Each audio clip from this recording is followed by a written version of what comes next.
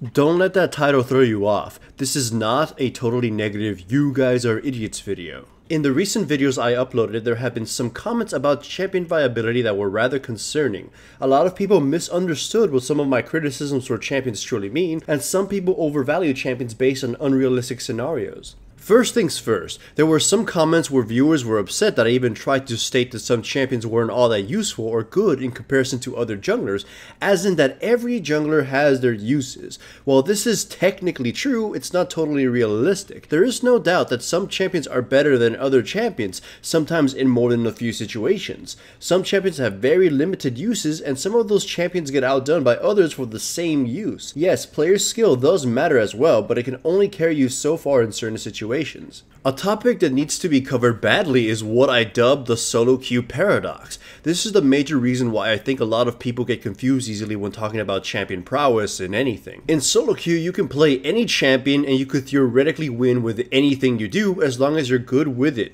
That's true, and I subscribe to the idea that anything goes in solo queue, but it doesn't suddenly mean a champion is better than they actually are. There were a lot of viewers upset that I called a few junglers like Diana, Fizz, Yi, and Wukong lower tier junglers. In the grand spectrum of jungling, especially when you consider the better junglers, they do fall short. They are definitely of a lesser tier than other junglers. The thing is though, they are carry junglers and they can win games despite all these weaknesses. Champions like Gragas, Jarvan, and Nautilus can carry from the jungle via proxy, as in they get their team an advantage and control fights and hopefully swing them in their favor. It is much more difficult for them to actually carry a team in the traditional sense of soloing everything. These types of champions aren't flashy and can sometimes flat out lose even when played perfectly because your teammates couldn't or wouldn't follow through on your setups. The carry junglers don't exactly need that. They can kill stragglers and then wipe out the entire enemy team. They can scale out of control if they sneak advantages like dragons, jungle steals, ganks, and such. These are the types of champions that can help you force wins and blaze through divisions,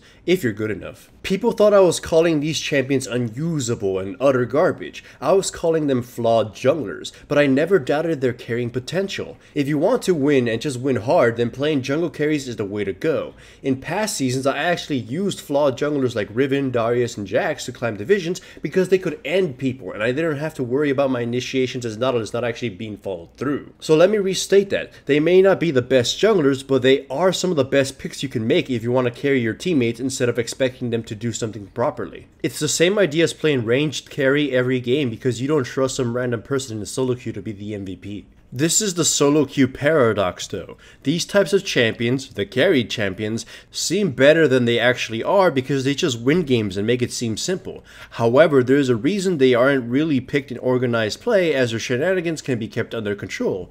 This brings up the next topic. You should never presume the best situation when judging a character.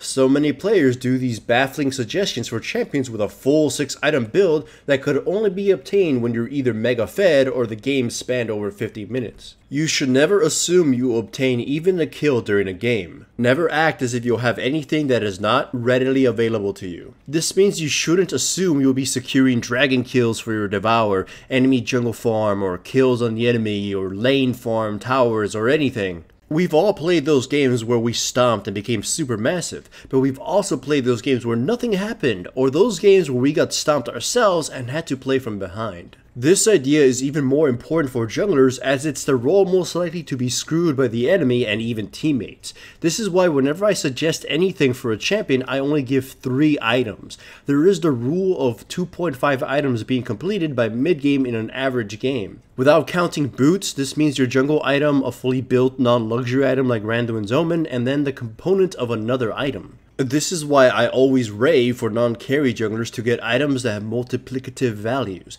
This is why items like Ghostblade, the new Black Cleaver, Randuin's Omen, and Blade of the Ruined King are favorite items of junglers. The value of these items can exceed the gold investment that originally had to be made, and this is important because junglers are generally the poorest in the game besides the support. This is also why some champions are generally considered better junglers than others, like tanks often being better than carries. Tanks and utility type champions have more inherent value in their kits.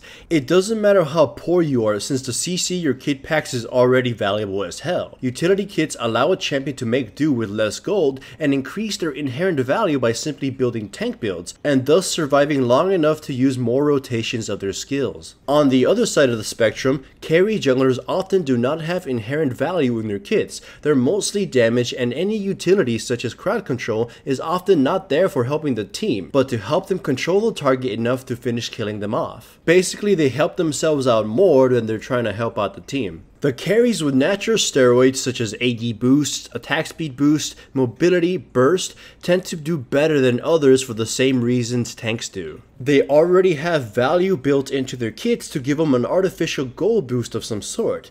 Needless to say, carry junglers tend to need more gold to achieve their actual goal. This is important to bring up because of the rule of equal grounds. You should always assess the prowess of a jungler based on how well they do on equal grounds. How much stronger is a jungler when compared to others in the same scenario? This also gets into the most frustrating issue that crops up in any video that judges champions: the excessive use of exaggeration and hyperbole.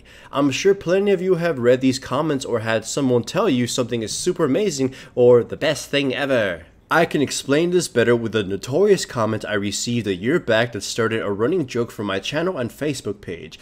A player was so adamant about how strong Jungle Annie was and how I'm stupid for doubting it. Basically, he went on and on about how extremely fast her clear was, how much damage and sustain she had, and so on.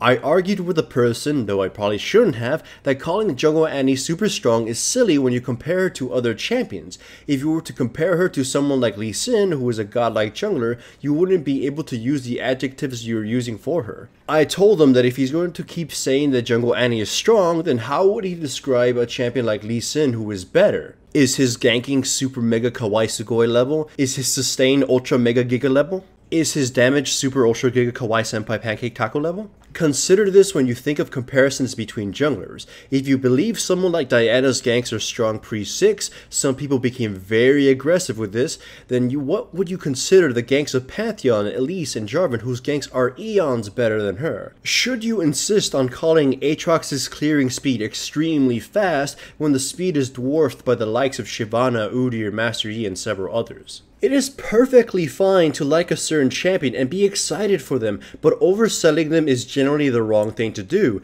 It paints the wrong picture of the champion, and it tends to ignore the faults the champion likely has. This ties in with something said earlier, but some people do this baffling thing where they put down champions or junglers because they've seen people suck with them. Some said Lee Sin can't be considered good because players suck with him at their elos, or that no one can play tank junglers properly, therefore they are trash. Needless to say, that was just stupid. Never denote a champion based on player failure. A champion should not be defined by those who suck with them, but by those that are actually good with them. It's better to assess a champion's prowess based on how they would be when played at a higher level. Now for the big one, which might be confusing for some people to understand.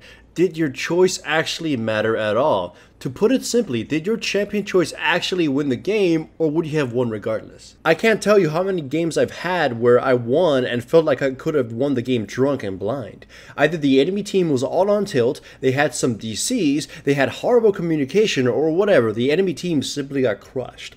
I felt I could have played anyone and the result wouldn't have been much different. In a situation like that, it's not right to jot that victory to your champion choice. If it was an intense game with battles left and right and nail-biting results, I would totally understand that, but in a game where the enemy team just basically fell over, I wouldn't want to credit that towards champion prowess. There are players who will jot it down as a victory for Jungle Irelia, Jungle Rumble, and all sorts of lesser champions, when in truth, it was just an easy win regardless. This gets worse because in lower divisions where the games are just stomps one way or another, so it's very easy to get into this mindset. You can consider this a subtle compliment though. If you are winning games by going 12-0 playing a subpar jungler, it doesn't exactly mean the champion has anything to do with it, but it likely has something to do with you being better than your peers. There are champions who simply aren't good junglers but can carry, and even then there are some carry junglers better than other carry junglers. These champions only truly work if the player behind them doesn't suck, so view that as a plus if you're consistently making them work. Anyhow, this video wasn't made to put anyone down. The intention of this video was to give people some insight as to how to properly judge champions by removing all inconsistent variables.